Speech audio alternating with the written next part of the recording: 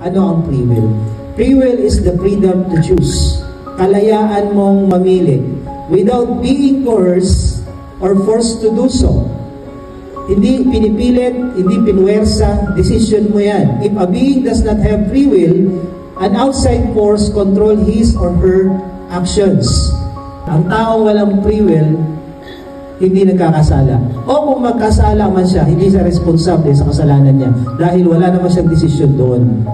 Never, never na ang Diyos magbabiolate ng free will ng isang tao. Demonyo lang ang nagbabiolate ng free will. Pag tumanggi ka kay Lord, that's your choice. Your decision. Pag tinanggap mo si Jesus, that's your choice. Ngayon, bakit binigyan ng free will ang tao? Pati mga anghel. Kung walang free will ang anghel at ang tao, maglilingkod sila sa Diyos dahil nakaprogram lang.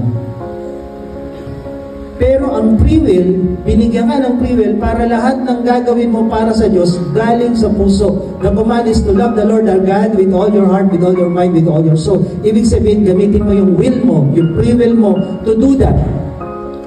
Na maglingkod at mahalin ang Diyos without being coerced, without being forced to do. Na maglingkod sa Diyos. Ang gusto ni Lord, yung free will mo, isurrender mo sa Kanya. Not my will, but your will be done. I-will mo na i-will yung will ni Lord. Gamitin mo yung will mo to decide, Lord, gusto kong bumait. Gusto kong sumunod. Gusto kong gawin yan.